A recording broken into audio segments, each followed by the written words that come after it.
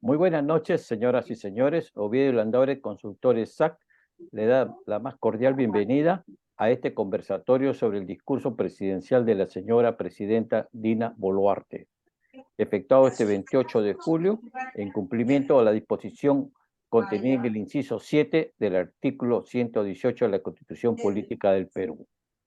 Desde hace 3 años venimos realizando el análisis del discurso presidencial, debido a que entendemos que el pronunciamiento de la más alta autoridad del Estado debe marcar el rumbo de nuestro país dentro de un ambiente democrático y republicano. Nosotros decidimos realizar este conversatorio que esperamos sea como una sana costumbre de civilidad y ciudadanía, no de inmediato, sino en un tiempo prudencial, debido a que las circunstancias políticas hacen necesario un plano de reflexión para no caer en lugares comunes o en apresuramientos que impidan tener una visión lo más certera posible de los alcances del informe presidencial. Se trata evidentemente de un texto discutible que debe ser apreciado en su real dimensión, de modo tal que queden establecidas sus luces y sombras y a partir de ello avisorar su impacto no solo en el mundo político, sino económico, educativo y sobre todo de seguridad ciudadana. En anteriores ocasiones hemos contado con la participación de los doctores Karen Kraft y Guillermo Haro, a quienes en esta ocasión se une el doctor Delfín Pino, todos ellos reconocidos participantes en diversas actividades de nuestra consultora. Su concurso asegura la calidad del análisis del discurso presidencial ya referido. Mi nombre es Arturo Landaure González, gerente general de Oviedo Landaure Consultores SAC, y les reitero mi bienvenida a este lugar de debate en que las sanas y serenas actitudes de todos ustedes posibilitarán un lugar de solaz reflexión política en un momento en que nuestra patria se encuentra en una encrucijada fruto de su situación interna y la situación internacional. Dejo en el uso de la palabra al doctor José Oviedo Palomino, quien será el moderador de este conversatorio. Adelante, doctor Oviedo. Muchas gracias, don Arturo. Eh, Estamos nuevamente para hacer el discurso presidencial. Hay un micro que está interfiriendo. Yo Hay voy un a, micro a que me parece que yo freidado. Sí. Bien, entonces estaba diciendo que estábamos en esta reunión, una vez más tratando de eh, ver cómo nos adentramos en asuntos que son realmente un enigma, son los discursos presidenciales, ¿no? Porque los discursos presidenciales tienen dos características, son discursos que hablan acerca de que se va a hacer más lo que se ha hecho, por un lado, y por otro lado, no dejan saber con claridad cuáles son las políticas matrices, ¿no?, que informan esas decisiones de Estado, ¿no? O de gobierno, bueno, decisiones de gobierno. Entonces, la participación de don Guillermo Haro, doña Karen Kraft y don Delfín Pino, para nosotros es un gusto. No solo un gusto, sino un honor tenerlos por acá, no solamente por la amistad, ¿no? Y por la cercanía, sino además porque eh, venimos insistiendo en realizar este evento que, como don Arturo ha dicho, es un evento que se va a realizar constantemente. O sea, cada vez que hay un discurso presidencial, nosotros estaremos eh, favoreciendo el comentario correspondiente, ¿no? Eh, Don Guillermo Aro me ha pedido que hacer uso de la palabra porque tiene un compromiso eh, al cual debe asistir y no puede dejar, ¿no? Y bueno, ya a él aquí en Oviedo y Landaure Consultores lo conocen bien, ¿no? Eh, Baste con decir que don Guillermo Aro tiene como background, no solamente ser abogado, ¿no?, sino que además tiene una experiencia, un expertise no solamente político, sino también institucional, porque ha trabajado muchos años en el Congreso, ¿no? Y está constantemente sobre los temas, sobre estos temas congresales, vertiendo opiniones en diferentes medios. Yo quiero dejarlo esta vez con el uso de la palabra para que nos ilustre acerca del mensaje presidencial del 28 de julio.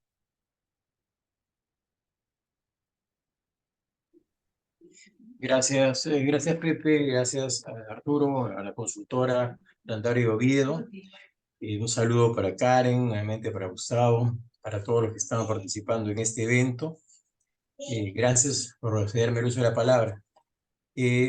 Recordarán ustedes, nos recordaremos que hace un año aproximadamente por estas fechas estuvimos comentando igualmente el discurso que diera Pedro Castillo de Terrones, el expresidente de la República, el 28 de julio de 2022. Un discurso que abarcó hasta el 7 de diciembre de 2022, fecha en que pretendió golpe, fue frustrado y hasta ahí llegó su gestión.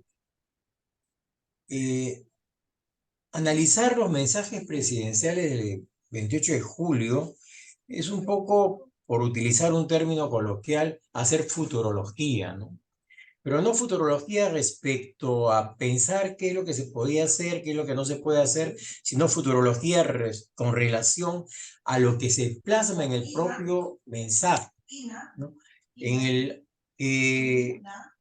motiva nuestra participación el día de hoy, referido a la intervención de la presidenta Dina Boluarte Segarra, el 28 de julio en su mensaje a la Nación, precisamente va orientado a ello, a tratar de ver hasta qué punto dentro de la gran cantidad de oferta, de propuestas, de pedidos, de número de cifras, etcétera, va a poder llevarse a cabo en la realidad dentro de una coyuntura política, social, económica que estamos viviendo, como bien decía Arturo, nacional e internacional, cómo esa propuesta, esos deseos, esas intenciones del gobierno podrían materializarse, ¿no?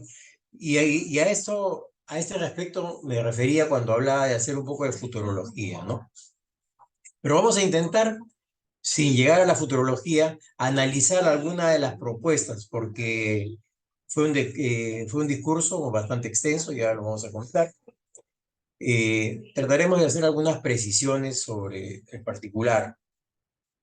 Inicialmente, para contextualizar el asunto, señalar cuál es el marco constitucional y el reglamentario dentro del cual se realiza este discurso, este mensaje a la nación del 28 de julio. Inicialmente, señalar que la Constitución Política del Perú, en el numeral 7 de su artículo 118, señala que es una atribución del presidente de la República, y lo voy a leer, dirigir mensajes al Congreso en cualquier época y obligatoriamente, en forma personal y por escrito, al instalarse la primera legislatura ordinaria anual.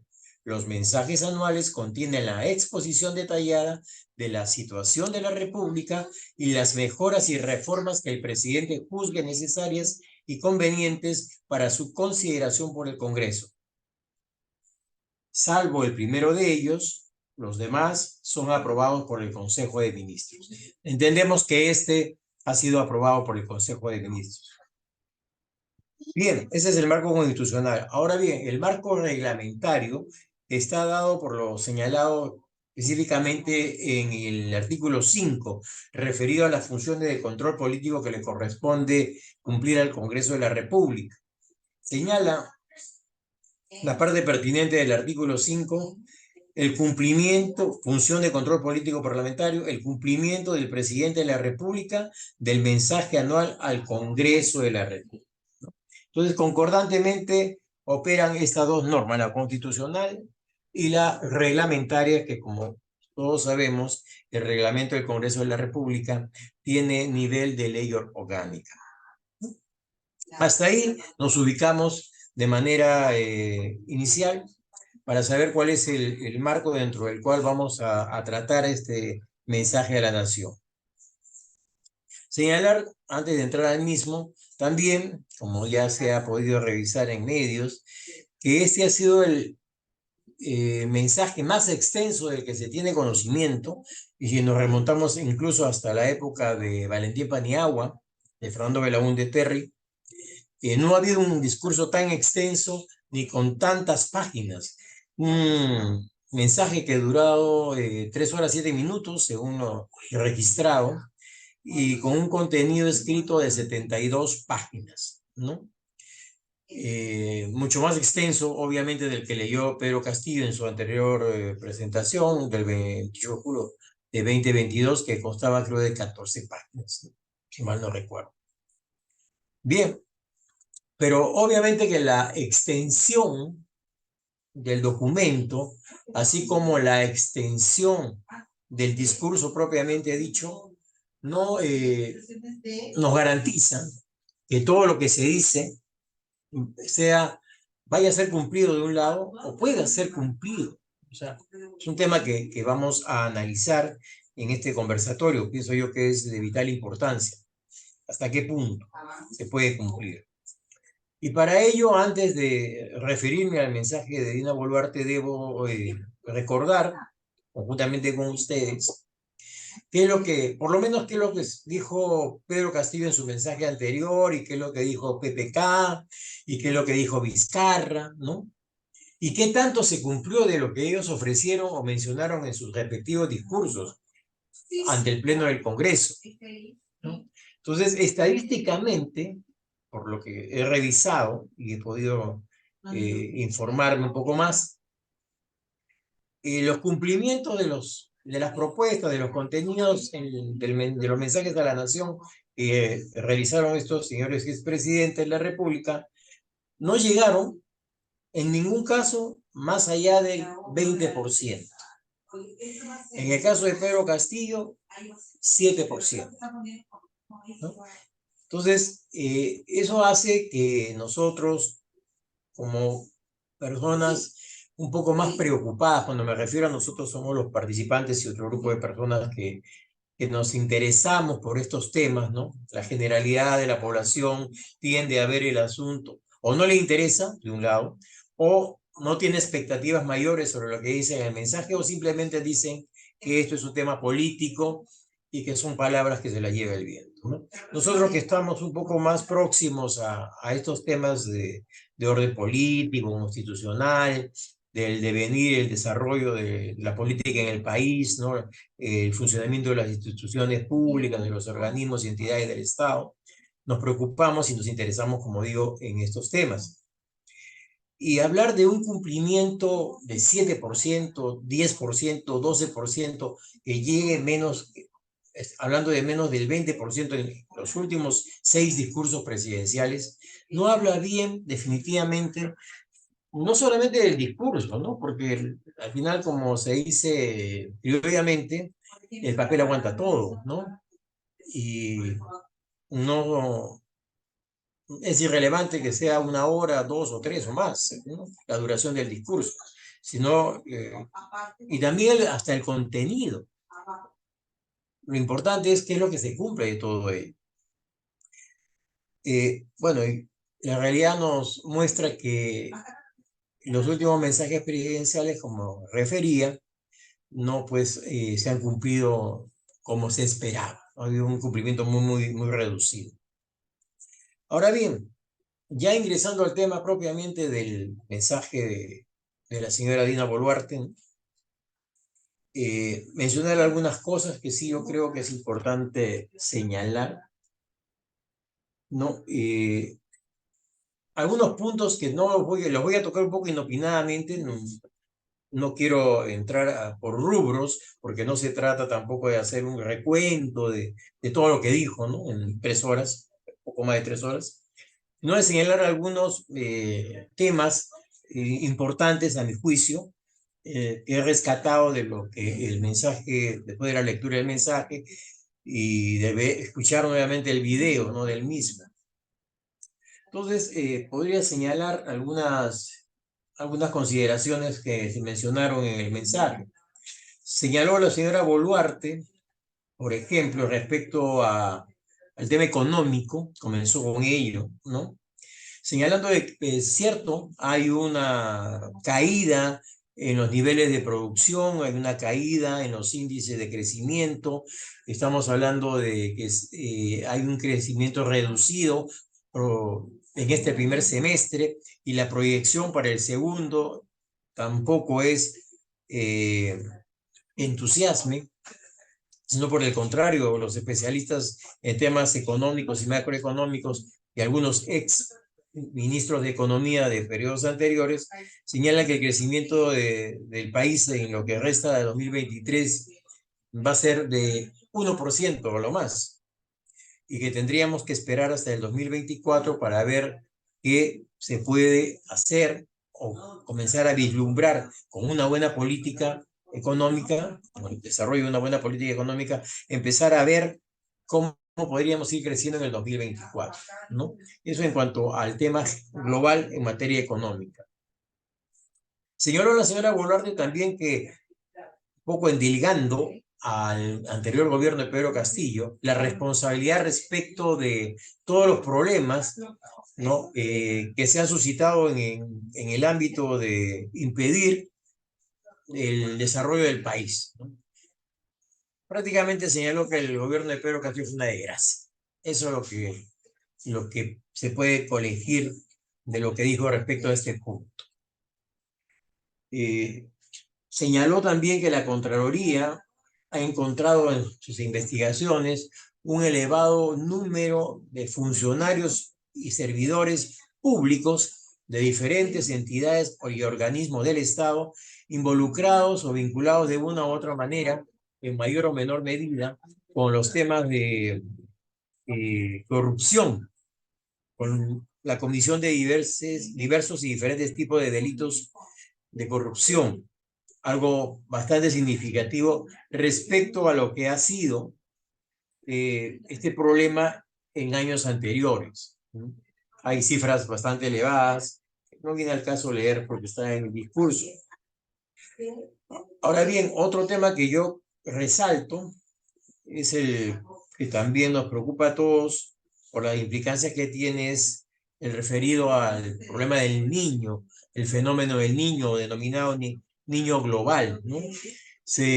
Respecto a este problema real, se han dado una serie se han hecho una serie de propuestas, no medidas, se han hecho una serie de propuestas de carácter económico fundamentalmente y de resguardo al medio ambiente, orientadas a tratar de no solamente de sortear las consecuencias que el fenómeno del niño global va a traer para el país, sino de un poco revertir los niveles de crecimiento económico del Perú en lo que viene de lo que queda de este 2023 y con esperanzadora proyección para el 2024, ¿no? Se habló, por ejemplo, en el frente laboral, anunció el incremento de la remuneración mínima vital. Sabemos que la remuneración mínima vital, si mal no recuerdo, está en 1.030 soles, ¿no? Se habla de un incremento en niveles de 150 a 200 soles, pero ese es un tema que todavía va a ser materia de debate y de acuerdo entre el Estado, las empresas y los representantes de los trabajadores, sector privado, sector público y representantes del sector laboral a través de sus gremios. También señaló que ella va a solicitar por un plazo de 120 días, es un tema importante, una delegación de facultades legislativas al Congreso a fin de poder legislar en diversas materias. Una de ellas es la de seguridad ciudadana, de lucha contra la criminalidad. Yo creo que este tema es importante porque sabemos todos lo que venimos sufriendo y padeciendo con el incremento de los niveles de delincuencia a nivel nacional y particularmente en las ciudades capitales de la República y en especial Lima. Bien.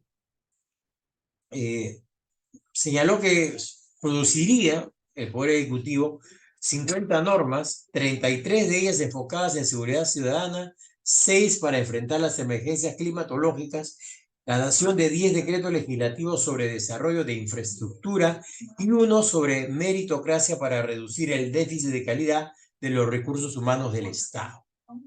Otro tema que abordó es la presentación de 5 proyectos de ley, entre ellos el que establece, tema interesante, el aseguramiento del acceso universal al agua potable.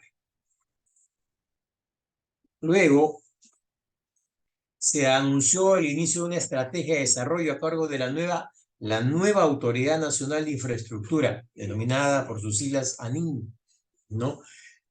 Que bueno, hay muchas opiniones sobre el particular y bastante desconfianza después de la experiencia que se tuvo con Reconstrucción con Cambios, ¿no? Y que todos conocemos.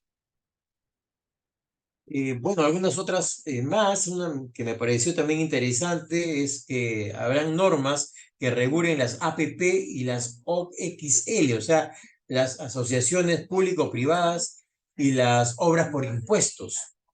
Se impulsará la implementación de órganos que coadyuven en la gestión integral de los proyectos de inversión público-privada. Habla de diferentes proyectos viales, ferroviarios, puertos y aeropuertos.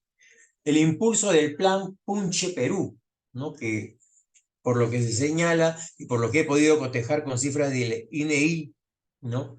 Y del Ministerio de Economía, revisando números, está impulsando, por lo menos así lo dicen las estadísticas, de a pocos el tema del impulso a los emprendedores, impulso a las MIPES, ¿no? Después del cuasi fracaso del Reactiva Perú, que es un tema del que podemos conversar en algún momento también, ¿no? Temas vinculados a salud, la construcción de hospitales, ¿no? También fue señalado.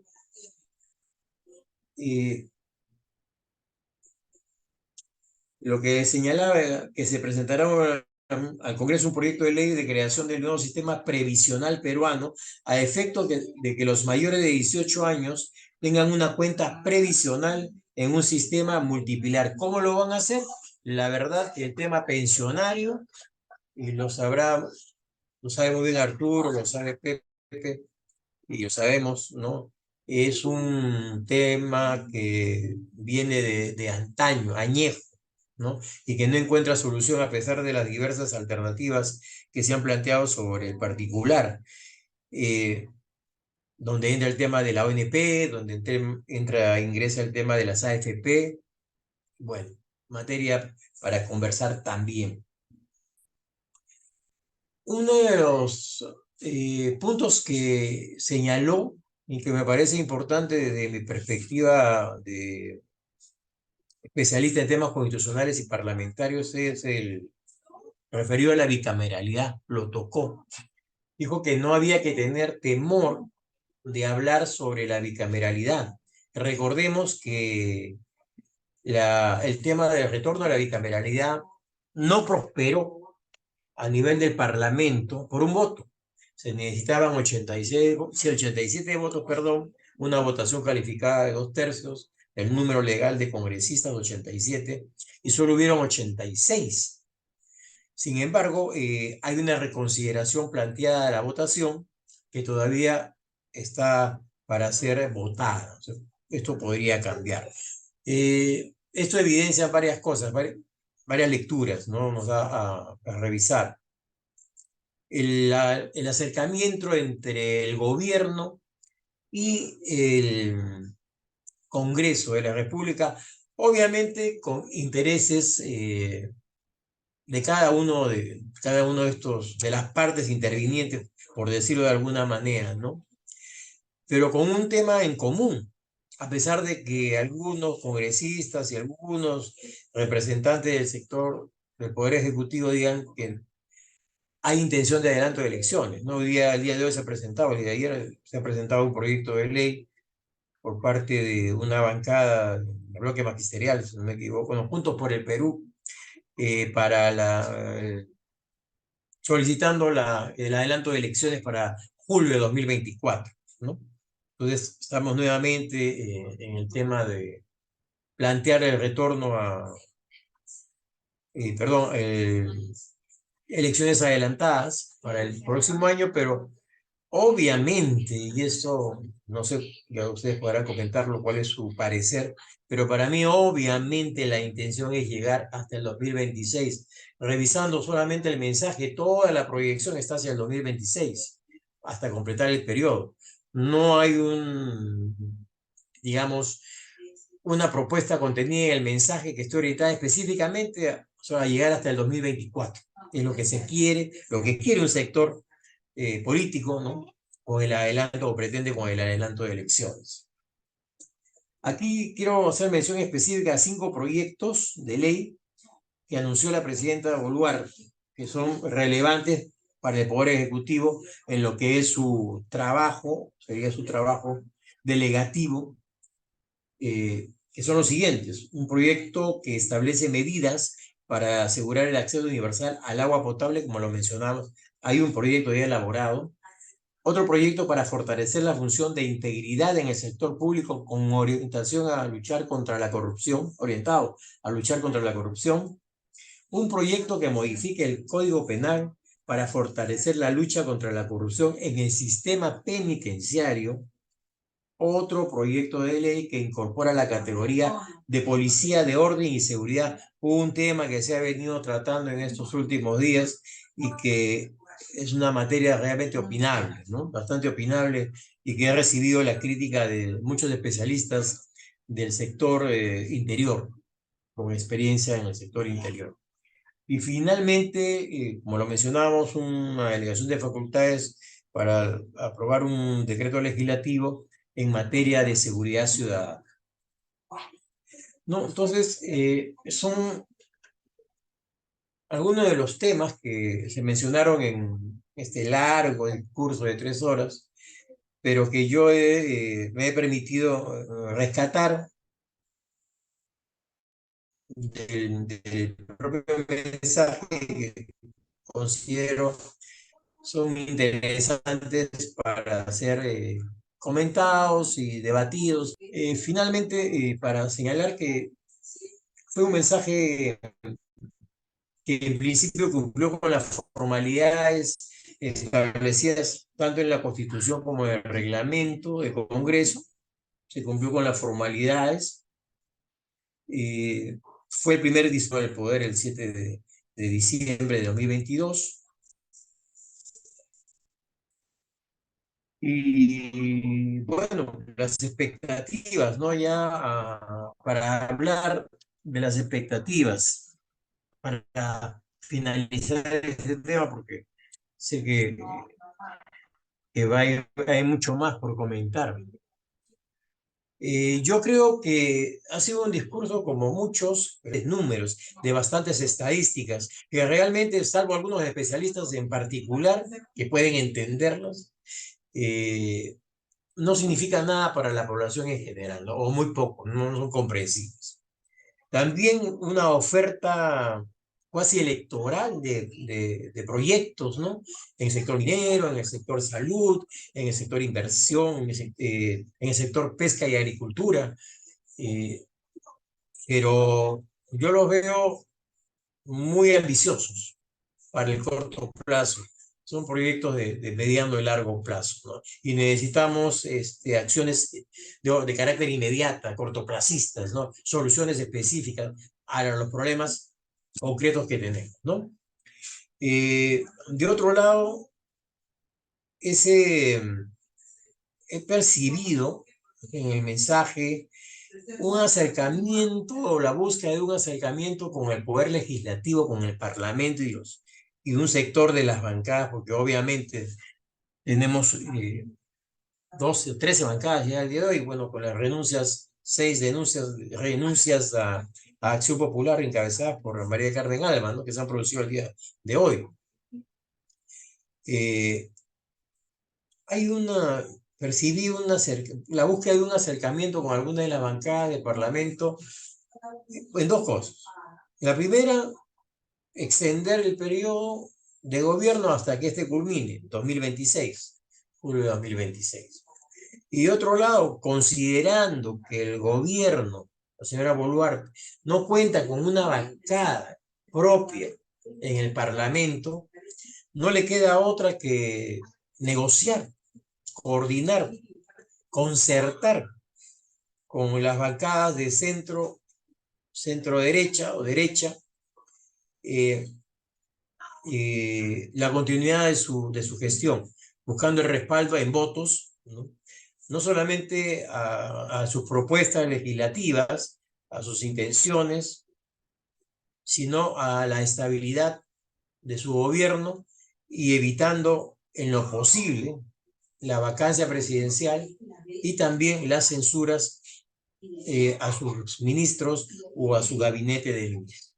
Yo creo que esto es a mi juicio, lo saltante que yo he podido observar del mensaje a la nación de la señora Dina Boluarte del 28 de julio último, ¿no? Dejo en uso la palabra como era ahora el doctor Oviedo para que la ceda según corresponda en este momento. Gracias a todos por escuchar. Muchas gracias, Guillermo. Muchas gracias. Sí, pues, evidentemente hay una especie de oferta, ¿no? De una serie de promesas, ¿no? Que deben cumplirse en varios sectores. Lo que llama la atención es la fuerte incidencia económica del sector salud, del sector interior. Eso llama sobremanera la atención. Pero bueno, si hay disponibilidad presupuestaria y voluntad política, supongo que se podrá hacer. El otro tema es el tema de los tiempos, ¿no? Muy bien ha señalado eso, Guillermo. Muy bien ha señalado eso, Guillermo.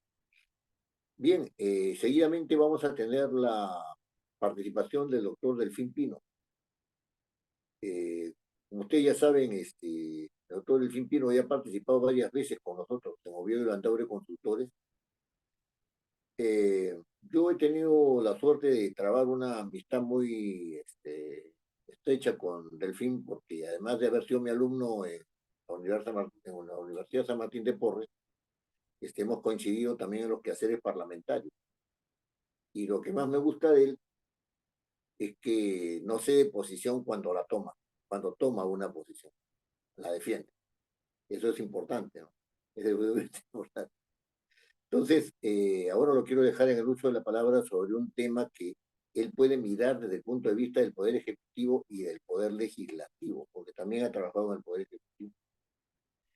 Y además, como es un viajero impenitente, ¿no? Tiene una perspectiva desde el interior del país que a nosotros nos va a enriquecer mucho. Así que lo dejo en el uso de la palabra.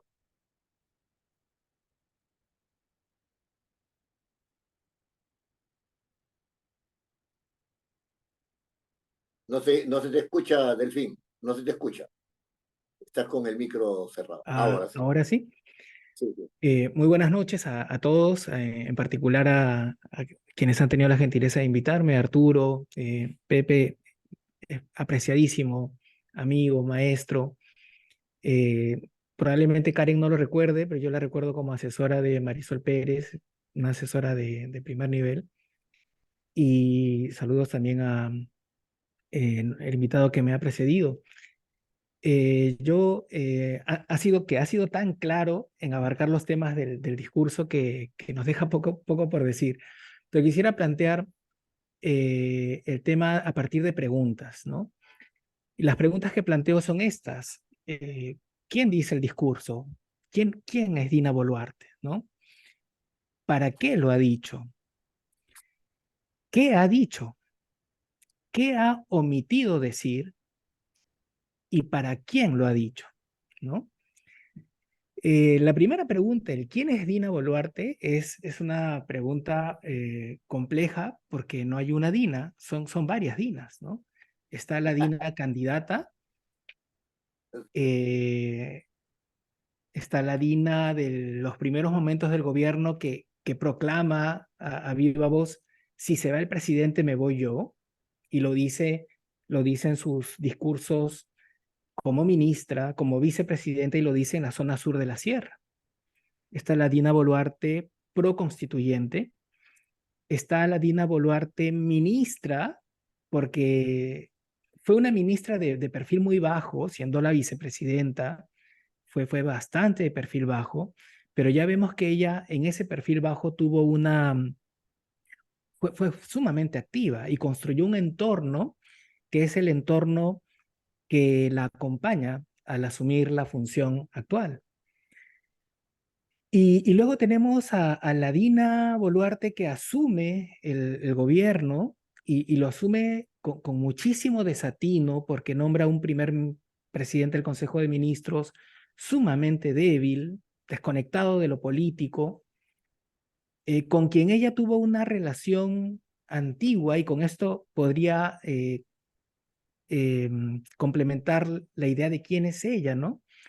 Ella en un momento, bueno, es una persona que tiene una trayectoria en donde ella concluye sus estudios universitarios y empieza su vida profesional bastante avanzado a los 40 años. Y lo hace como funcionaria de nivel medio en un organismo constitucional autónomo que es el RENIEC, y tiene una vida como inicial, como abogada, ¿no? Eh, en donde en el ámbito gremial asume una dirección en el Colegio de Abogados de Lima, cuando quien fue su primer presidente del Consejo de Ministros ocupó el rol de decano del Colegio de Abogados. No dudo que este inicial vínculo con este ex decano del Colegio de Abogados y luego su presidente del Consejo de Ministros tuvo que ver con la elección de esta figura para el inicio de su gestión como presidenta, ¿no? Pero lo hace bastante mal, lo hace de una manera, como diciendo, con un pie adentro y un pie afuera, porque cuando empieza la crisis política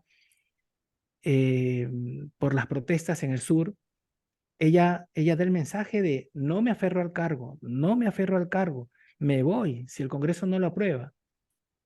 Y luego tenemos esta Dina Boluarte, que yo diría diva, porque es visible que ha tenido un cambio hasta estético, ¿no? Más delgada, parece que se hubiera hecho una intervención estética en el rostro. Una Dina que le encanta sonreír para las cámaras, que camina y posa como reina de belleza, ¿no? Entonces, es un personaje enigmático y es este personaje enigmático quien da este mensaje del cual también planteo preguntas, ¿no? ¿Para qué lo ha dicho? Y muy bien nos dice el doctor Haro, lo dice desde una perspectiva de aquí no me mueve nadie, yo me quedo hasta el 26, ¿no? Es una perspectiva que, como bien dice el doctor Haro, la plantea alguien que piensa una mirada de largo plazo. Y lo dice en lo que podríamos identificar unos 6 ejes, ¿no? Siendo parte de este gobierno desastroso de Castillo, deslegitimado además porque sí hizo algo que lo deslegitimó como presidente al anunciar o al llamar a una captura de los otros poderes del Estado, ¿no? Él solito se fue del orden constitucional, se deslegitimó. Ella habla como si fuera alguien recién llegada, ¿no? Como si no tuviera nada que ver con ello, ¿no? Y plantea 6 temas, 6 grandes ejes, ¿no? Que los ha descrito muy bien también el doctor Haro, pero yo los resumiría en esto. Habla de corrupción, de fortalecimiento de la integridad, habla de perdón, que creo que fue el momento que trascendió apenas dio el mensaje, fue el que más trascendió, el pedido de perdón, ¿no? Con el peso que tiene esa expresión en lo político, un llamado a la concertación, al diálogo, ¿no? Y luego pasa a líneas de gobierno que lo más destacable es salud, educación, desarrollo en regiones, infraestructura. Y el tema de infraestructura es particularmente sensible porque demuestra un gran fracaso del Estado peruano, que no tiene que ver con Dina Boluarte, ¿no? Que desde la municipalidad provincial más lejana hasta el gobierno regional, incluso hasta el mismo gobierno metropolitano de Lima, la incapacidad del Estado de ejecutar obras, ¿no? o si se ejecutan como ha ocurrido con el tema de los peajes, de un modo enormemente desventajoso para los ciudadanos y absolutamente inclinado a favor de, de, de los privados, y ya sabemos que este tema, los peajes y otros, ha pasado por temas de una corrupción lamentable, ¿no? Entonces, ¿qué dice? Habla de estos 6 ejes como estadista, una mirada a largo plazo. Me voy a otra pregunta que sería el qué no dijo. Y no dice lo más crucial, porque ¿qué, qué ha llevado a que nuestro país estuviese durante semanas, meses en esta protesta ciudadana que nos trae decenas de ciudadanos peruanos muertos, con estas personas que son tan esenciales en la vida de la sociedad como es la policía y nuestras Fuerzas Armadas, que como, como lo recordaba, como lo afirmó Platón en su momento, que él hablaba de que habían tres tipos tres valores de personas, ¿no? Decía los de oro, los de plata y los de bronce. Como oro ponía a los filósofos, pero los de plata ponía a los guerreros, ¿no? Porque son las personas que tienen incluso la voluntad de dar su propia vida por el conjunto, por la polis.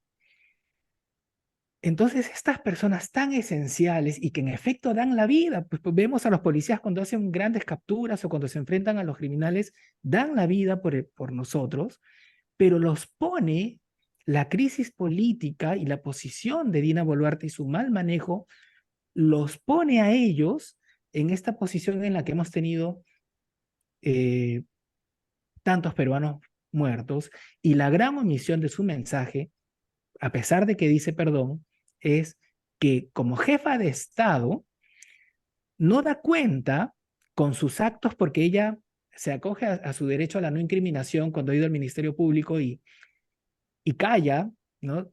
Guarda silencio ante las preguntas del fiscal, impide por todos los medios que la Procuraduría le pueda hacer preguntas, y en este mensaje ella no habla de reparación de las víctimas y no da cuenta como jefa de Estado y como jefa del Ejecutivo, no da cuenta de por qué eh, no el Estado peruano tiene manifestaciones que vayan en la línea de investigar y de acercarse a encontrar a los responsables de estas lamentables, injustificadas, terribles muertes, que es lo que marca, lo que destiñe, lo que debilita la presencia de Dina Boluarte. Bueno, y paso a una siguiente pregunta: ¿para quién ha dado este discurso, ¿no? Y aquí encuentro tres destinatarios. En principio, una ciudadanía que, si nos basamos en los estudios de opinión, nos muestran una ciudadanía que al Congreso le expresa un rechazo manifiesto y creciente, que a la misma presidenta le expresa un rechazo nuevamente manifiesto, constante, ¿no? Pero a la vez una ciudadanía que le da la espalda al problema. Y con eso conecta bien algunos políticos de derecha, como el alcalde de Lima, que en contexto de protesta él dice: Lima quiere trabajar, ¿no? Es esta aparente dicotomía, cuando no tendría que ser así, entre que por supuesto es importante la creación de riqueza en una sociedad, pero a la vez es esencial el respeto de los derechos fundamentales y también el respeto del Estado de Derecho, que le impone límites al Estado, ¿no? Entonces, ella se dirige a una ciudadanía que, que está desconectada de lo que pasa en lo público. Se dirige también a sus aliados políticos, porque no podemos negar que no existe ya conflicto ejecutivo, legislativo, que ha sido la tensión que ha acompañado toda la historia política reciente de nuestro país, prácticamente desde que asume Alejandro Toledo. Ese conflicto ejecutivo legislativo que llega a su cúspide cuando Vizcarra cierra el Congreso, ya no existe con Dina Boluarte. Y esa es una manifestación clarísima de una coalición parlamentaria cuya ventaja en este escenario político hace que no tengamos una oposición, y este no tener oposición trae, trae un efecto, que me gustaría explicar luego después. Luego también le habla a los actores productivos, ¿no? Desde los grandes a los pequeños, cuando habla de los 6 ejes a los que me referí, ¿no? Infraestructura, que es verdad que es necesaria, salud, educación, seguridad, que es tan necesario el tema, ¿no? Entonces yo empiezo esta participación mía con esas preguntas que acabo de deslizar, y nada, gracias por estos minutos. Muchas gracias, doctor Pino. Esta visión de la política como una teoría de la comunicación, ¿no? De la comunicación política es sumamente interesante. Es sumamente interesante. Me está llevando a plantearme preguntas también. Me está llevando a plantearme preguntas. Muy bien, pero ahora escuchemos a Karen Kraft, ¿no? Karen Kraft es una antigua amiga nuestra, ¿no? Ha participado en varios eventos, entre ellos estos conversatorios sobre todos los discursos presidenciales. Es una abogada que está metida en los temas políticos, pero que no los ve desde el escritorio, sino que los ve desde los lugares mismos del quehacer político, ¿no? Un interés muy particular de ella es el trabajo con las minorías étnicas, ¿no? Que ha sido objeto de su reflexión durante todo este tiempo. Ahora nos contaba que le ha venido muy bien una experiencia en el mundo de los municipios, ¿no? Entonces, y que le gustaría que tener una experiencia en los mundos regionales, ¿no? Es decir, se está preparando para ser una congresista de peso, ¿no? Para ser una congresista de peso, ¿no? Con una influencia interesante, con una influencia política interesante, constructiva. Así que los dejo en el uso de la palabra a Karen Kraft. Se ha desaparecido por un momento de la pantalla. Parece que ha tenido algún problema. Para ver si continuamos con algunas preguntas, doctor Oviedo. Perfectamente, con algunas preguntas continuaremos. Hay una ¿Alguien? pregunta, claro, Sí, sí, hasta sí. que Diga usted, la Arturo, diga usted. doctora, hay una inquietud ciudadana sobre el proyecto de ley de la Policía de Orden y Seguridad, lo cual, si tenemos ya una policía, necesitamos otra policía. En nuestro país, la policía pasa personal subalterno 3 años de adoctrinamiento, ¿no? Y después de esos 3 años recién salen como suboficiales de tercera. En otros países son 1 año, otros son 6 meses, otros son 1 año y medio, ¿no? Y lo quieren hacer en 6 meses. Bueno, ya apareció la doctora Karen Kraft. Más tarde, alguno de los panelistas me responde aquello. Gracias. Recording in progress. La doctora Karen Kraft ha ingresado nuevamente a nuestros estudios, de manera tal que la dejo en el uso de la palabra. Hola, ¿cómo están? Yo tengo siempre algunos problemas para ingresar. Estoy en la oficina, así que parece que por acá hay algunos problemas de conexión, pero bueno, ya está solucionado.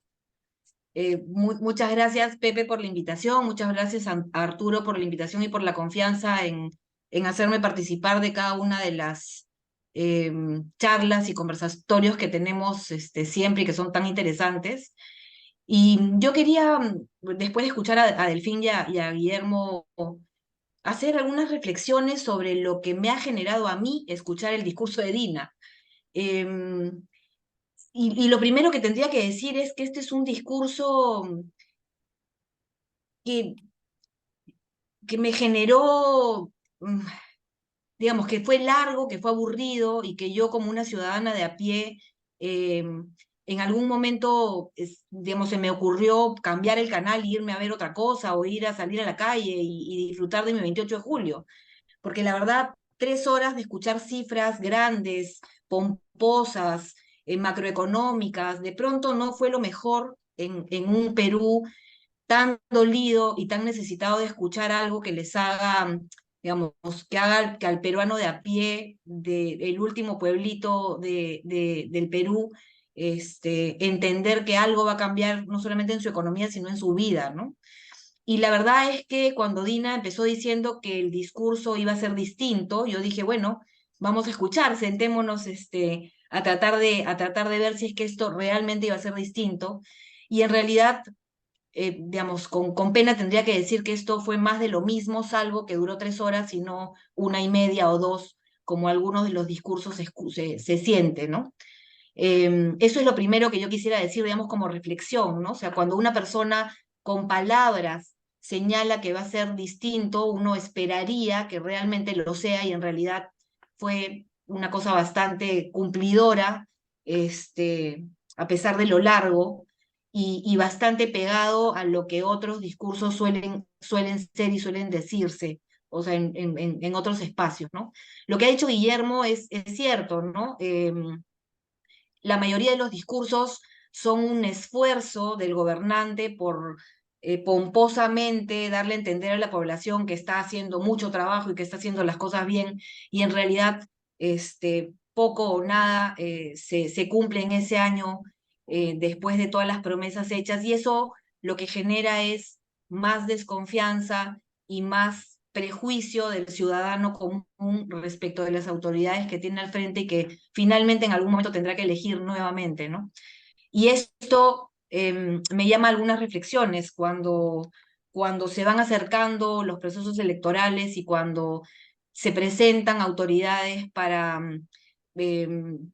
pedirle a la población que las elija para ser o candidatos al Congreso o a los cargos de representación popular de gobiernos provinciales o regionales, uno piensa justamente en estas promesas incumplidas y le genera a la gente esta sensación de hartazgo y de no querer ya seguir creyendo aun cuando quisiera creer, ¿no? Entonces eso es lo primero que yo quisiera decir como reflexión, ¿no? Ha sido, por otro lado, ya en un análisis un poquitito más profundo del mensaje, ha sido, por otro lado, un intento por desmarcarse del gobierno de Castillo, como si los que escuchábamos el mensaje no supiéramos que esta señora lamentablemente, digamos, está ahora tratando de separarse, pero lamentablemente fue elegida con un Castillo que terminó siendo lo que fue, lamentablemente preso hoy, y con el índice de corrupción más alto de la historia del Perú en sus 200 años, ¿no? Y claro, hoy día la señora Boluarte trata de salirse de esto y tratando de hacernos entender que ella es distinta y que su gobierno es diferente y que no es el gobierno, digamos, en el que ella participó en la plancha presidencial y nos llena de cifras y nos llena de números y nos llena de esfuerzos por hacer que esto sea creíble, y la verdad no estoy muy segura que la gente que hoy marcha por las calles y que la que no marcha igual está descontenta, crea mucho, ¿no? Y esto me llama también a algunas otras reflexiones, como por ejemplo que el discurso no tiene absolutamente nada, ni una coma, ni una frase respecto al necesario cambio político que tiene que haber para que los futuros gobernantes no pasen por el mismo tránsito por el que hemos pasado los últimos 20 o 30 años en el Perú, ¿no? Así que estas grandes ausencias son las que en realidad debería no solamente preocuparnos, sino también darnos a entender que este discurso no se ha alejado mucho de los discursos anteriores y los esfuerzos por desenmarcarse por un lado, como ya he dicho, y por señalar con frases, pero no con hechos, que está haciendo algo diferente, terminan siendo más de lo mismo, de lo que ya conocemos, ¿no? Un mensaje de 3 horas, no entra información concreta, no es claro, no entiende las diferencias en este Perú tan distinto, tan diverso, tan diferente en cuanto a formas de entender la vida. Como dice Pepe, yo he trabajado a lo largo de muchos años de mi vida con poblaciones vulnerables y la verdad no estoy muy segura que esto realmente ni sea entendido por un lado, ni sea útil para otros. Ahora, la pregunta del fin es bien clara, ¿no? ¿Hacia quién está dirigido el mensaje? Tal vez a los opinólogos, tal vez a los otros políticos que van a reventar seguramente cada uno de los párrafos de las 73 hojas del mensaje y, y termina cayendo en este saco roto del que todos quisiéramos que en algún momento podamos salir, ¿no? Ahora, también quisiera hacer una referencia, ¿no? Yo no sé, también se ha dicho someramente en algunos de los análisis políticos que he escuchado a lo largo de estos días, este tema de querer también dar a entender como mensaje que hoy no hay ninguna pelea o bronca, digamos, para hablarlo coloquialmente, entre el Ejecutivo y el Legislativo, ¿no? Cuando ella señala que va a presentar proyectos de ley para que estos proyectos de ley sean vistos por el legislativo, es como una especie de tenderle la mano al legislativo y decirle, por un lado, la pelota está en su cancha, señores legislativos, yo soy, digamos, estoy limpia para que ustedes me ayuden a gobernar o a cogobernar. Y, y hay algunas cosas que me preocupan ahí ya desde el punto de vista meramente legal, ¿no? O sea, el pedir facultades, por ejemplo, para el aumento de penas o para la modificación del Código Penal, me llama a pensar si es que, por ejemplo, no está dando una señal nuevamente equivocada hacia la gente respecto de si aumentar una pena va a reducir el índice de criminalidad o va a poder ayudar realmente a que las cosas en el país mejoren, o cuando sigue exacerbando las diferencias entre personas que viven en el país hoy, al margen de si nos guste o no, cuando lo que pretende es señalar que hay que votarlos del país si es que cometen un delito para no hacernos cargo de una situación que es absolutamente responsabilidad de nosotros y del gobierno, cuando en realidad lo que debemos hacer es darle a entender al peruano que el mensaje claro es: quien comete un delito, peruano o extranjero, será sancionado y será debidamente juzgado como corresponde, ¿no? Entonces hay algunas cosas como mensaje del mensaje presidencial, valga la redundancia, que a mí me han preocupado mucho, porque nuevamente habla de sitios comunes, nuevamente cometen los errores de siempre, no se separa y no reconoce que en el Perú de hoy lo que se necesita o lo que el peruano necesita es recuperar esa confianza que ha perdido, porque la señora Dina se irá el 24 o el 26, pero el 24 o el 26 volveremos a tener elecciones y volveremos a necesitar votar por alguien y yo me temo que si seguimos en estas, por quien votaremos volverá a ser por la persona que nos prometa mucho en un discurso posiblemente mejor elaborado y menos desordenado, pero que sea carente realmente de posibilidades de ser aplicado, ¿no? Así que, en fin, yo quisiera dejar estas primeras reflexiones así muy a grosso modo para luego entrar a la conversación, pero quisiera terminar diciendo que a mí el mensaje no solamente no me convenció, a pesar de haber hecho un intento por hacer el recuento de lo que viene ocurriendo en el país y tratar de encontrar excusas, digamos, en los agentes externos, tipo el niño costero o el niño global o el friaje o cosas que en el Perú sabemos que pasan siempre y que finalmente es responsabilidad de cualquier gobierno afrontar y no necesariamente tienen que ser tomadas como una excusa, sino más bien ser tomadas como un estoy acá, tomo el control y hago las cosas en bien del Perú para sacarlo adelante, ¿no? Eso es, Pepito, en esta primera parte. Muchas gracias, Karen. Agradecemos mucho la gentileza de tus reflexiones. Sí, pues, hay asuntos que nos llevan a plantearnos una serie de preguntas que están más allá del discurso, ¿no? Más allá del discurso. Yo quisiera hacer un breve comentario sobre esta disposición que ha leído el doctor Aro, ¿no? Sobre la competencia que tiene el presidente de la República para presentar discursos, ¿no? En el numeral 7 del 118 se dice lo siguiente, ¿no? Corresponde al presidente de la República dirigir mensajes al Congreso en cualquier época y obligatoriamente en forma personal y por escrito al instalarse la primera legislatura ordinaria anual. Quiero recalcar la parte que viene, ¿no? Los mensajes anuales contienen la exposición detallada de la situación de la República y las mejoras o reformas que el presidente juzgue necesarias y convenientes para su consideración por el Congreso. Esta disposición constitucional apunta a que el presidente de la República, al dirigir su mensaje, tiene una idea clara de qué cosa está sucediendo en el país. Tiene una visión políticamente clara de qué cosa está sucediendo en el país y por ello propone una serie de medidas y le pide al Congreso que lo acompañe, ¿no es cierto?, en este asunto, ¿no?, en este quehacer.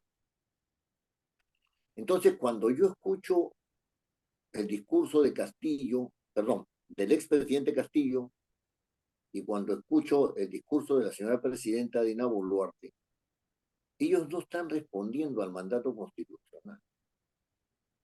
En absoluto. Porque no hay visión de país. Y entonces se plasma una lista que puede resultar muy interesante desde el punto de vista de los quehaceres, pero que no tiene rumbo.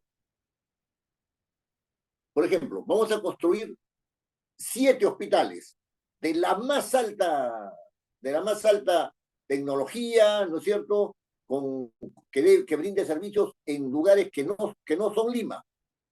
Ya está bien, pues. ¿Y las postas médicas?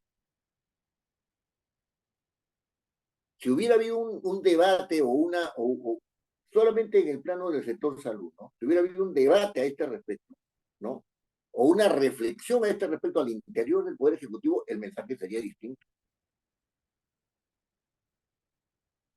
¿Hacia dónde ve el Perú? Con ninguno de estos discursos lo sabemos. Y es que yo entiendo así el mensaje presidencial, más que un discurso de qué cosas se ha hecho o qué cosas se va a hacer, que también puede ser parte del discurso, es cuál es el sentido de esas propuestas, porque ahí estamos enrumbando al Perú en una determinada perspectiva. Y entonces, como no se hace, lugar a la sospecha. Lugar a la sospecha. Por ejemplo, la señora Linda ha dicho que va a hacer todo esto, no le interesa, pero después se va a Brasil. Está preparando su ida a Brasil porque acá está teniendo el lugar de la sospecha, ¿no es cierto? Está preparando, está hablando con Lula para ver cómo deja el poder, ¿no es cierto? Porque si lo deja, normalmente de repente la agarran ahí y la meten adentro, ¿no? Viene la sospecha, ¿no? O sea, que todo esto se convierte en algo que solamente es un rito, pero cuyo contenido no vemos. Está vaciado de contenido para los demás. Bueno, ahí lo dejo, ¿no? Ahí lo dejo. Sus comentarios, doctor Aro. Gracias, Pepe.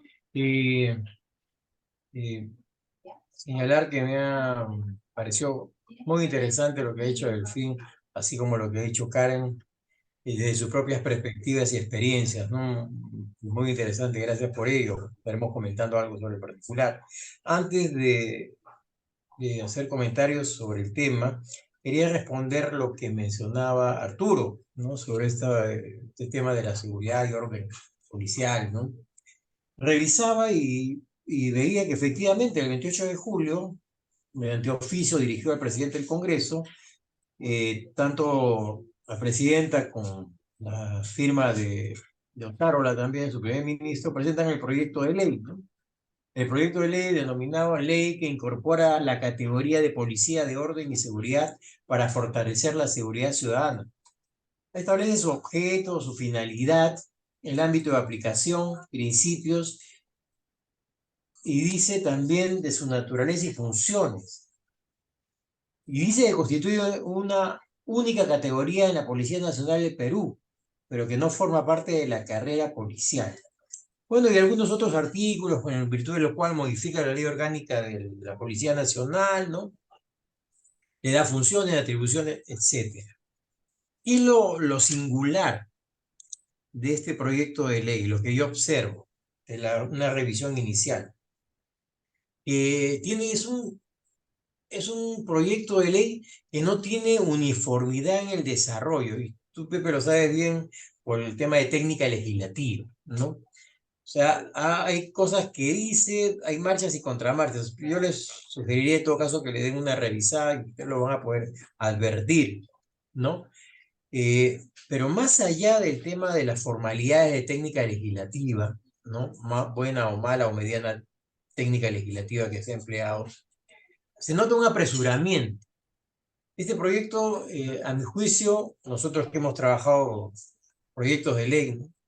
Karen también, no sé si Delfín habrá tenido la oportunidad de trabajar proyectos de ley, responden a todo un estudio más profundo, un análisis, una revisión de normas, el derecho comparado, ¿no? Antes de hacer una propuesta legislativa de esta naturaleza, ¿no? Que pretende también normar algo tan importante actualmente como es el tema de la seguridad ciudadana, ¿no? Y la lucha contra la criminalidad y la delincuencia. Yo rescato opiniones sobre el proyecto. En principio, 6 meses es muy poco tiempo. Es muy poco tiempo para una formación. ¿Qué sentido tiene, de otro lado, incorporarlos a la Policía Nacional, ¿no? Pero que no formen parte de la carrera policial? Yo veo un sinsentido ahí. Ahora bien, algunos especialistas en temas de defensa y también exfuncionarios del Ministerio del Interior señalaban que el tema central estaba en el trabajo sobre la Policía Nacional, que las soluciones no venían por incorporar más personal para la seguridad ciudadana bajo cualquier modalidad, sino que había que reforzar el trabajo de la Policía Nacional, de los actuales miembros oficiales y suboficiales de la Policía Nacional. Que había un 40% de los policías que se dedicaban a labores administrativas en vez de desarrollar sus labores propiamente de la función, ¿no? Entonces, uno de ellos hacía una propuesta que me pareció para reflexión y decía, ¿por qué no traer a tanto profesional policial retirado, ¿no? Para que cumpla las funciones administrativas y que ese personal en actividad que la venía realizando salga a hacer su labor efectiva fuera de las comisarías o fuera de las entidades administrativas del Ministerio del Interior. De otro lado, que el trabajo también debería desarrollarse a nivel local y a nivel regional. O sea, no es solamente un problema que deba desarrollar el Poder Ejecutivo. Si bien es cierto, debe dar las líneas directrices, no es un problema que solamente le competa al Poder Ejecutivo. Entonces, hay varios temas ahí, y yo hasta lo que he escuchado sobre este proyecto de ley, o de esta materia, de las 6 o 7 opiniones que he escuchado, solo una respaldaba la propuesta legislativa. Las otras 6 no lo hacían y hacían, por el contrario, una serie de observaciones como las que yo he venido comentando, entre otras más. Bueno, dejando este tema de lado y tomando un poco lo que decía Delfín, en sus preguntas, ¿no? Sobre el tema de Dina Boluarte, de dónde vino, quién es cierto, trabajó en RENIE, fue jefa de la RENIE ahí en Miraflores, ¿no? Cómo llegó a integrar la plancha presidencial, ¿no? Promovida por Vladimir Cerrón de Perú Libre. Cómo quedó, cómo fue su desarrollo, esa evolución o involución de Dina Boluarte desde que fue candidata hasta el día del 28 de julio, a la fecha, ¿no? Que pronunció su primer discurso, ha sido cambiante, definitivamente. Pero de todo esto, ¿qué advierto? Inicialmente, que ella al entrar, que primero no sabía que iba a entrar en principio, no contaba con ningún equipo, así como lo hizo Castillo. Castillo no contaba con ningún equipo de profesionales altamente calificados que pueda incorporar a su gabinete o a su entorno de trabajo. ¿Qué hizo? Formar un gabinete a la sombra y ya sabemos lo demás, ¿no? Boluarte tampoco tenía un equipo.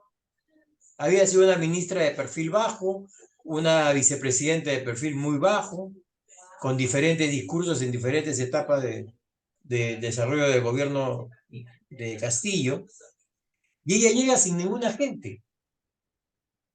¿Y en quién se apoya? En los nacionalistas. Porque si tú revisas, partiendo de Otárola, sabes que Alberto Otárola es hermano de Freddy Otárola Peñaranda, quien fue congresista por el partido de Ollantumala, el Partido Nacionalista, y que fue presidente del Congreso en su momento, ¿no?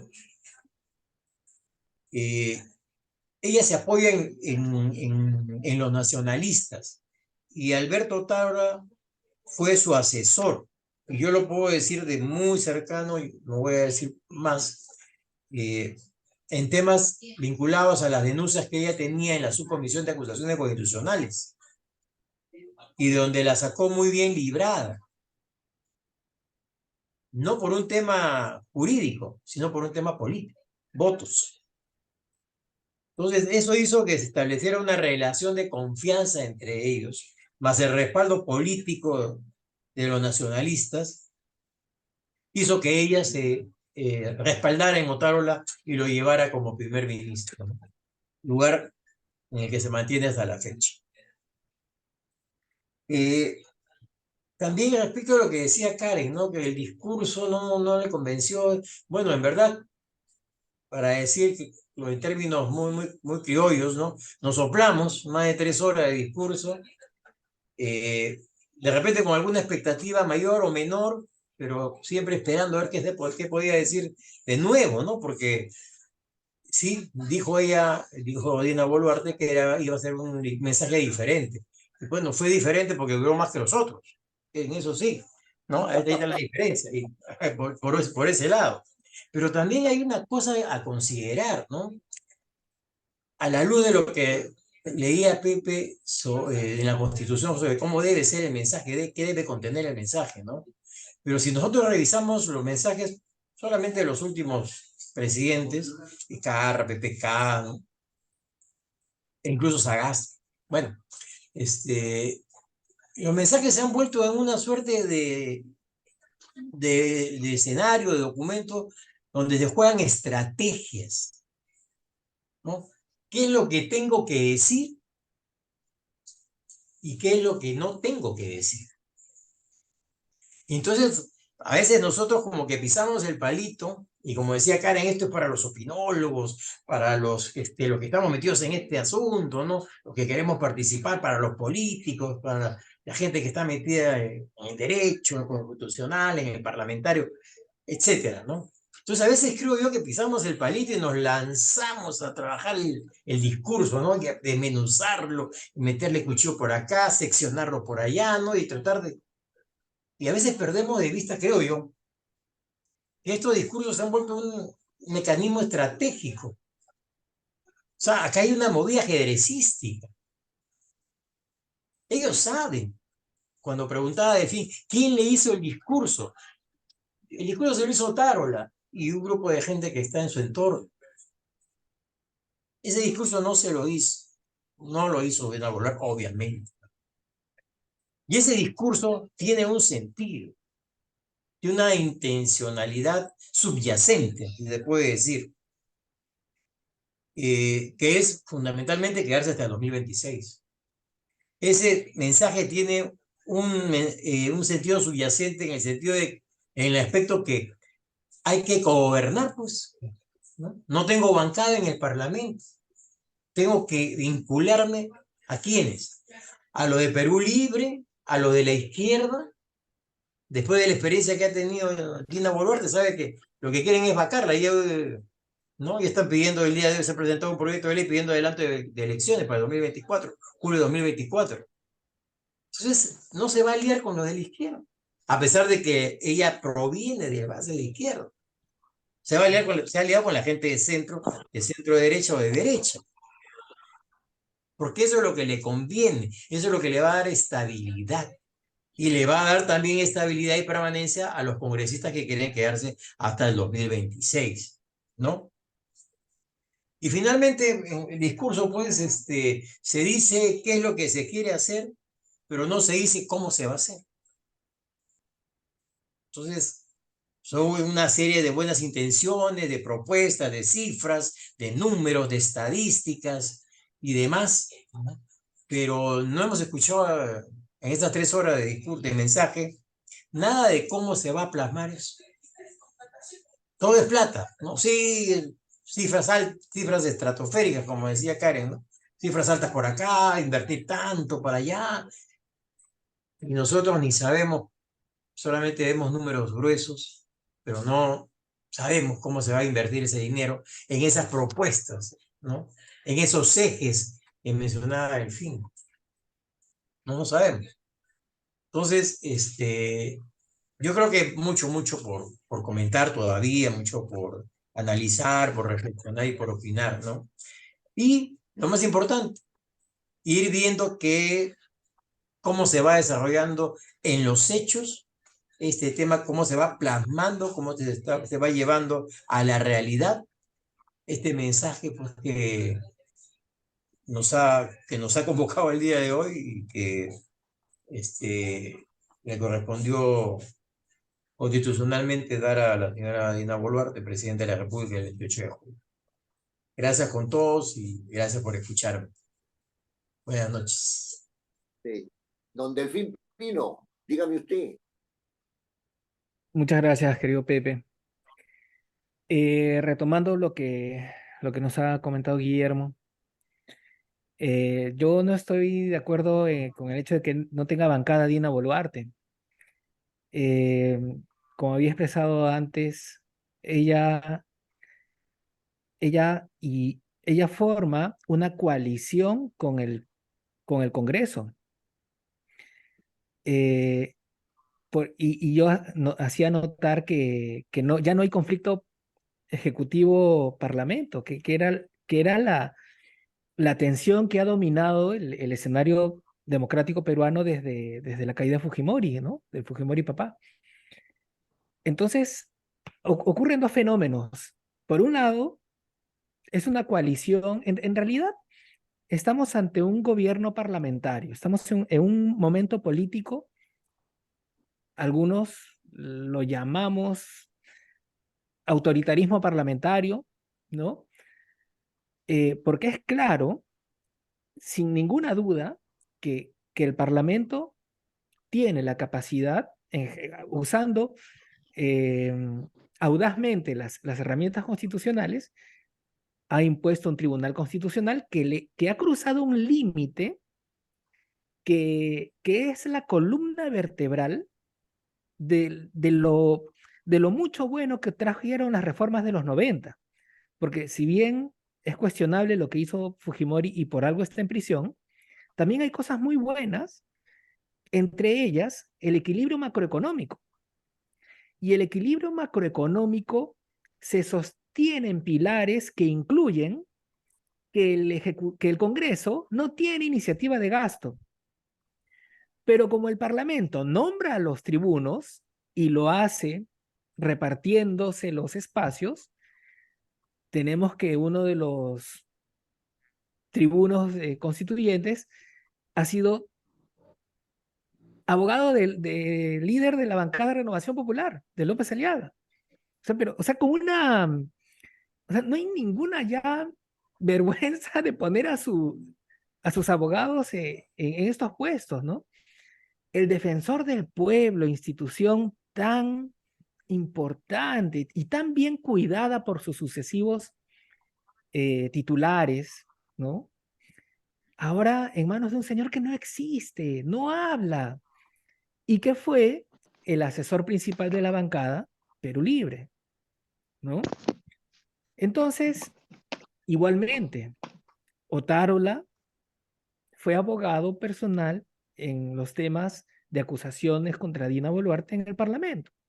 No hay el más mínimo reparo. Es una de las, de estas, no sé cómo llamarlo, ¿cómo? Se me ha ido la palabra para esto, ¿no? Cuando ocurre una situación donde los opuestos a la razón coexisten en la realidad. Entonces, este es un gobierno de apariencias donde sale Dina Boluarte caminando desde el Parlamento hasta Palacio y acepta que un niño rompa toda la seguridad porque está rodeada como ningún otro presidente del Perú ha tenido tanta seguridad como Dina Boluarte y el mismo Castillo, ¿no? Por lo mismo, hay una expresión que dice, dime de qué te jactas y te diré qué te falta. Si tú tienes un gobernante que tiene una muralla de uniformados o internados cuidándote, es porque estás estás aislado de la gente. Pero en medio de esa muralla, un niño rompe la seguridad y se le acerca y ella es la maternal, sonriente, que recibe al niño y recibe flores, creo, ¿no? Entonces, estamos en un mundo que ya esto lo dicen los filósofos de hace tanto tiempo, un mundo de lo aparente, ¿no? Se aparenta algo para la más media, para lo masivo, y las personas a quienes se dirige ese mensaje ven una realidad distinta a la misma vez, ¿no?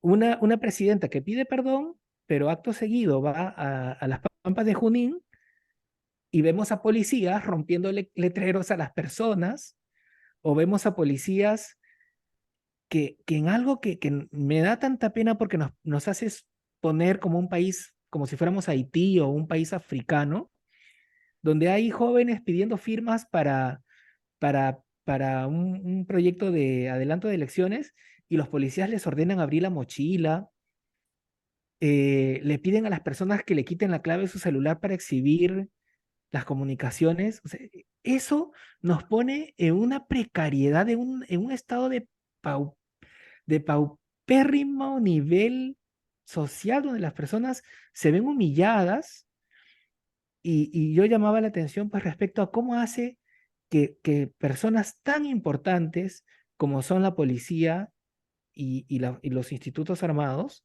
se desconectan de los ciudadanos forzados porque el poder político los pone en esa posición. Y ya hemos visto cómo cuando las papas queman, tanto Boluarte como Taro le dicen, no, nosotros no tenemos nada que ver.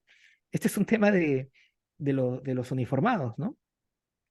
Entonces, eh, voy a leer lo que ha dicho Bruno Espósito, amablemente lo leeré y responderé por el chat, pero yendo a la pregunta que nos hacía Pepe respecto a la policía de orden y seguridad, hay una entrevista que da el ministro del Interior donde Mónica Delta le pregunta, ministro, ¿cuál es el gran problema con la policía? ¿No? Porque tenemos niveles de criminalidad crecientes, la gente se siente insegura, acababa de ocurrir que habían matado a una chica en cámaras por no dejar que le roben la cartera, y el ministro le dice, tenemos estudios que nos dicen que el gran problema se está acoplando. Responde el ministro que el gran problema es la falta de formación policial. Y a renglón seguido de decir que es la falta de formación de los policías, anuncia o defiende que haya una policía con policías de 6 meses de preparación.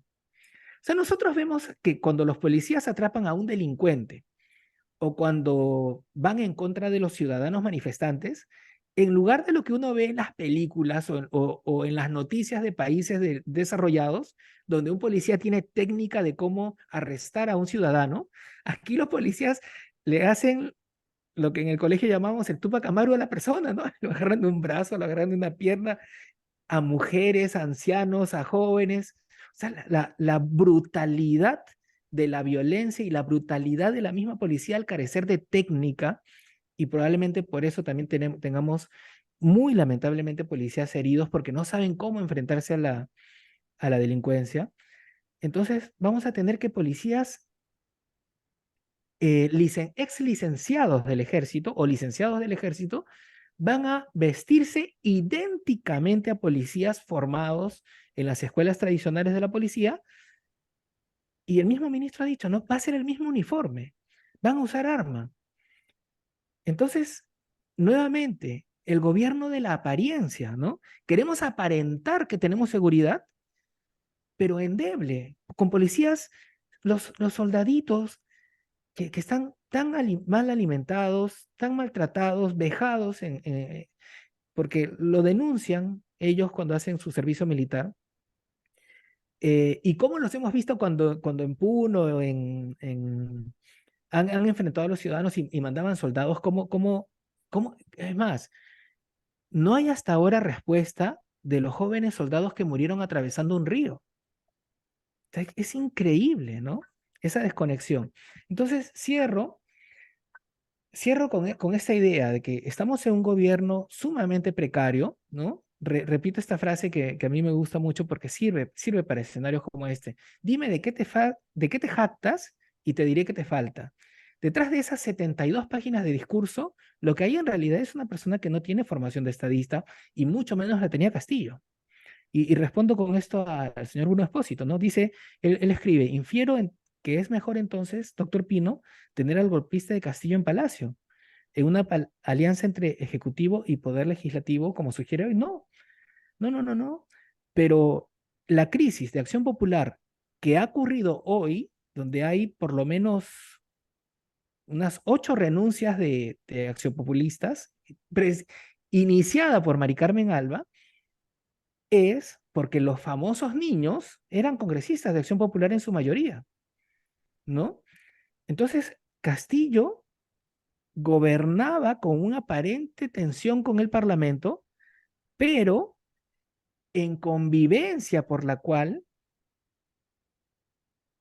ministerios y espacios importantes del sector público estaban asignados en lo que se llamaba repartija a las bancadas o a congresistas que aseguraban votos, ¿no? Entonces, hay una especie de derrumbe de castillo de naipes que está ocurriendo en la política peruana, que, que tiene instituciones formalmente reconocibles, ¿no? Tenemos equilibrio de poderes, tenemos pesos y contrapesos, tenemos las figuras de control político, pero en la práctica no usamos nada de esto. ¿Y qué es lo que yo quisiera? Respondiendo al señor Bruno Espósito, ¿no? Lo que yo esperaría es que por, porque estamos tocando fondo, desde todas las orillas o todo el espectro político, los mejor preparados, sea de derecha, de izquierda, de centro, liberales, los mejor preparados den el paso de asumir roles políticos, ¿no? El Perú tiene desde décadas y eso se expresa en las calles, ¿no? Una suerte de desconexión con lo público. Me parece que los peruanos estamos tranquilos una vez que entramos a nuestras casas y cerramos la puerta y amurallamos nuestras casas o le ponemos cámara a la fachada de la vivienda. Pero lo que pasa afuera no nos importa. Y lo que pasa en la política, lo que pasa en la posta de salud, lo que pasa en el juzgado, lo que pasa en la comisaría, no nos importa. Lo podemos ver en las noticias y podemos conmocionarnos y comentarlo y ponerlo en una red social, pero no nos importa. lo consentimos. Y en una sociedad así, de desvinculada de lo público, hay dos grandes beneficiarios de este estado, de este estado dividido en dos. Pues bueno, lo han dicho personajes de la reflexión política peruana tan importantes como, se me dio el apellido, pero cuando se hablaba de que existen dos Perú, ¿no? Y el desborde popular, ¿no? Entonces, Matos Mar. Matos Mar, pero también quien ha fallecido recientemente, perdón por la falta de memoria. Termino con esto, ¿no? Necesitamos reconectar la política con lo ciudadano o con lo que representa la expresión tan valiosa que es llamar pueblo. Necesitamos reconectar, como bien lo dijiste, Pepe, podemos hablar de ejes de acción pública del gobierno, pero estos ejes están desconectados de consensos que sí tiene el ciudadano común. El ciudadano común no quiere un socialismo. El ciudadano no quiere una Venezuela en Perú. El ciudadano quiere reglas claras para emprender. Pero el ciudadano también quiere que su AFP no se lo coma vivo. El ciudadano también quiere que su banco le ponga intereses razonables.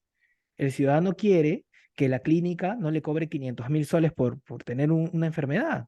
El ciudadano quiere que la farmacia no le cobre 5 soles por lo que cuesta 20 centavos. Entonces, hay un consenso clarísimo en el Perú a favor de la libertad económica, de libre mercado, de libre competencia, de libre iniciativa privada. Y hay otro gran consenso que es la democracia. No queremos gobernantes autoritarios, mucho menos queremos un dictador, y, y queremos gobernantes que dejen de lucir medallas y bandas y luzcan la inteligencia, luzcan empatía con el ciudadano y con las grandes ausencias que tenemos los peruanos, ¿no? Cuya vida, nuestra vida, pues ahora es absolutamente frágil. No hay distrito de Lima en el que uno pueda sentirse seguro ahora, ¿no? Eso, queridos amigos, muchas gracias. Muchas gracias, don Delfín Pino.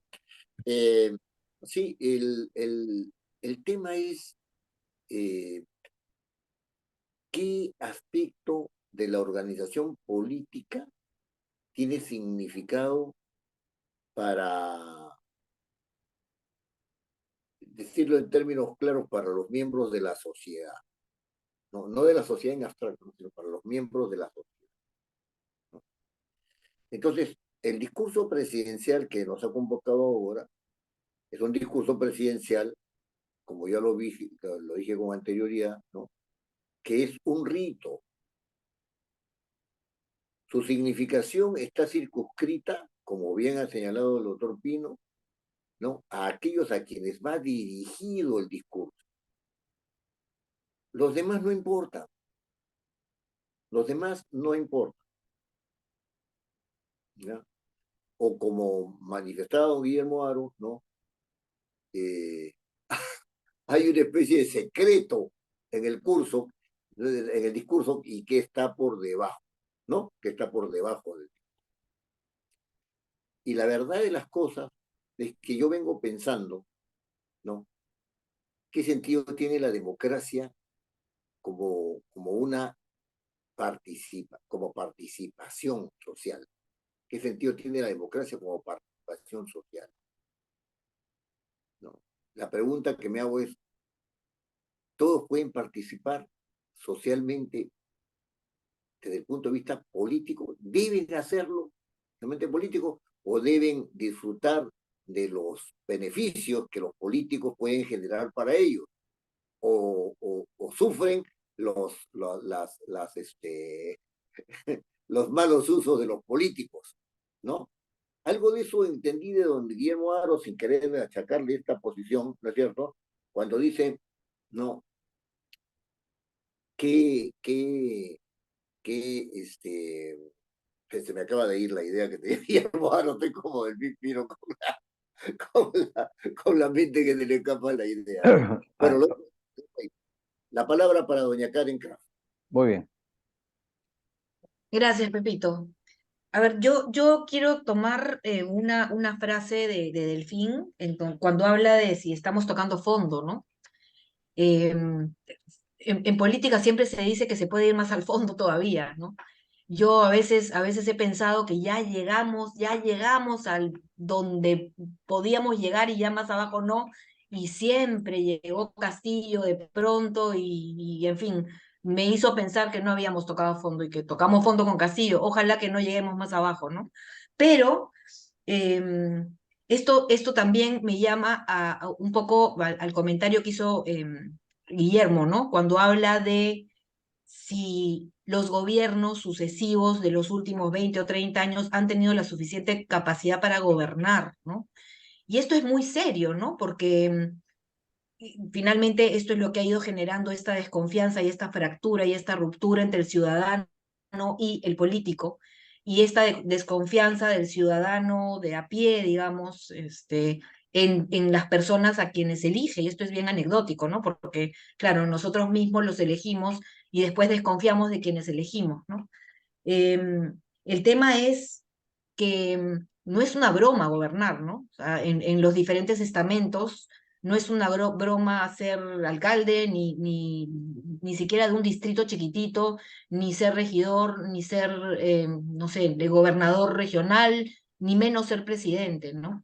Y lamentablemente lo que ha pasado o lo que hemos visto en el devenir de estos años es que un poco como poniendo el ejemplo del fútbol, ¿no? El Perú se conforma con llegar al Mundial, pero ni por asomo tiene la intención de ganar el Mundial, ¿no?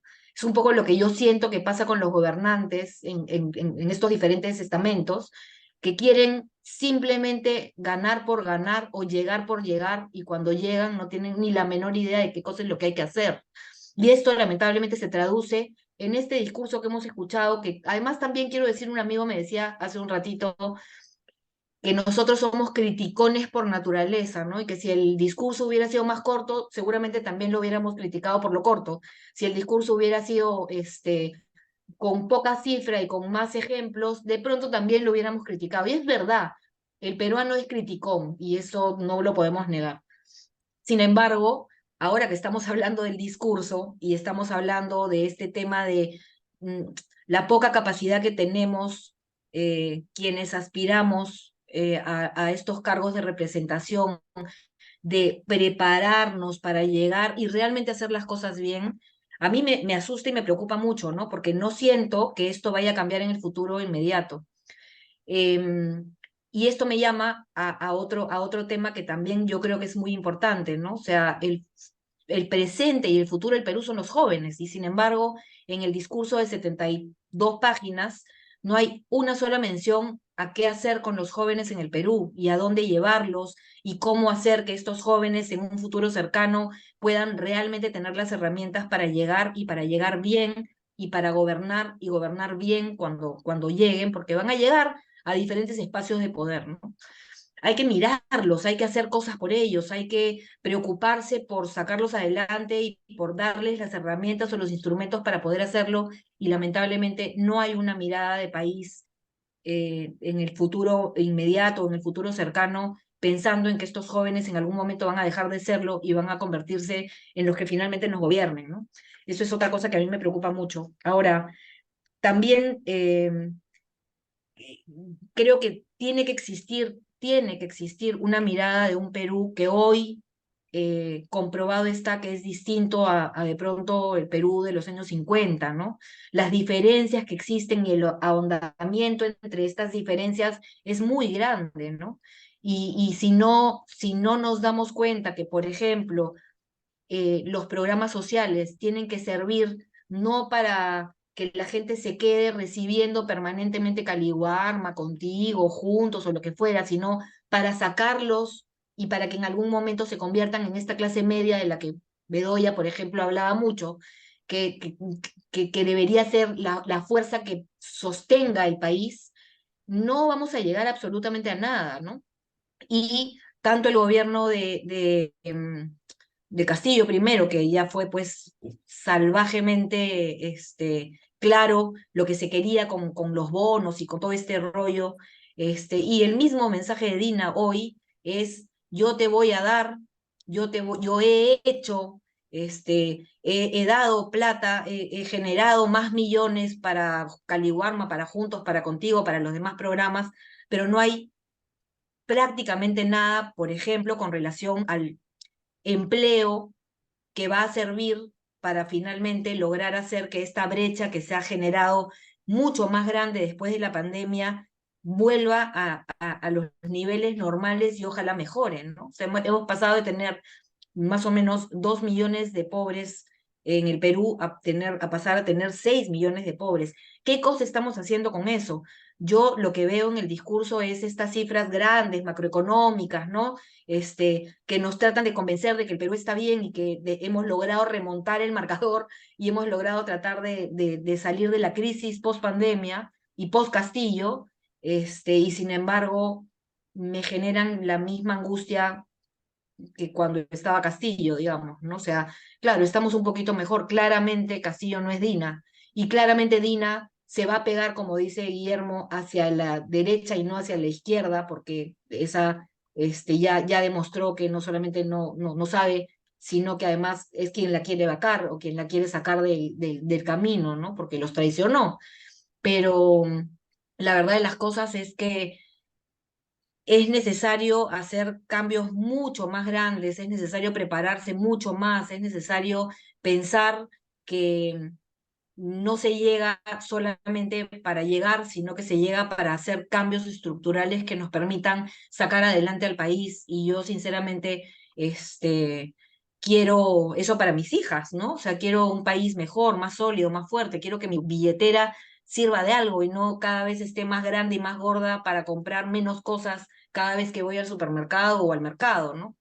Y esto no se cambia con programas sociales mal hechos y mal enfocados, sino con gente que realmente sepa a dónde tenemos que ir, que es un poco lo que dijo Pepe, ¿no? O sea, no tenemos rumbo. O sea, yo lo que siento es que lamentablemente a lo largo de este tiempo venimos dando como tumbos en un país diverso, pluricultural, muchas veces enfermo de desconfianza y de decepción y desengaño, y, y no logramos salir de esto para tener confianza y para sentirnos bien y para sentir que podemos tener un futuro próspero, ¿no? Y podamos salir adelante. Así que, digamos, parte del discurso y de las cosas que se dicen y no se dicen es un poco esto, ¿no?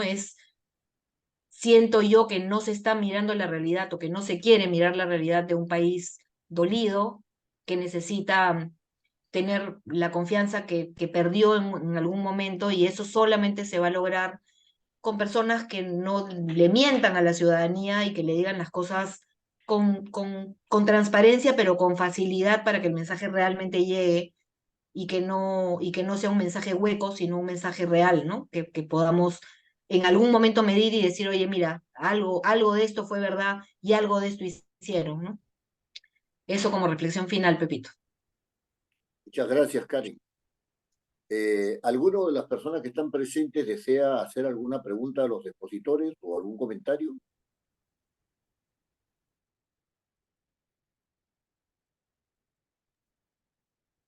Don Arturo Landaure tiene el uso de la palabra para clausurar este conversatorio.